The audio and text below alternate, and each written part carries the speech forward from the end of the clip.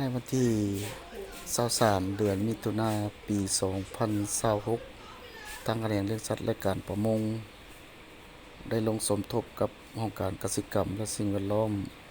เมืองตะเคพร้อมพากันลงกวดสารตกค้างเป็นประเภทอาหารทะเลเป็นกุ้งเป็นปลาหมึกตีนไก่ปลาทู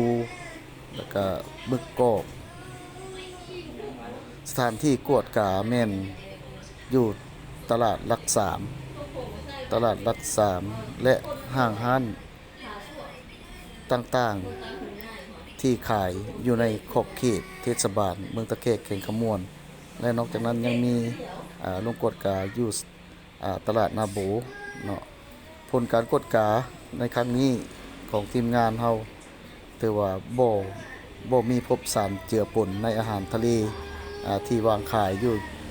ตลาดหลักสามและตลาดนาโบหรือห้างร้านต่างๆที่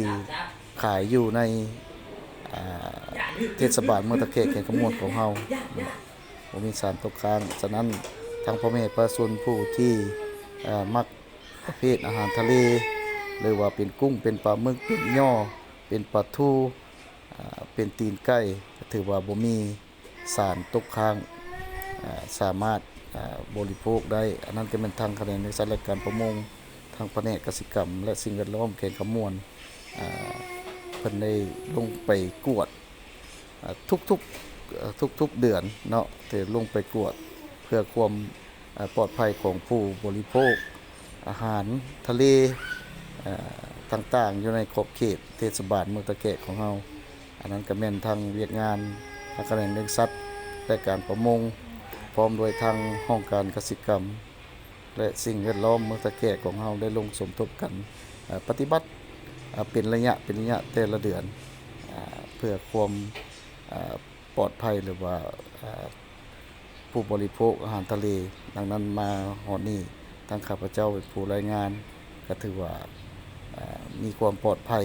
หลายทางด้านอาหารทะเลของเฮามาฮอดนี้ก็ขอขอบใจผู้ที่ให้ติดตามทาง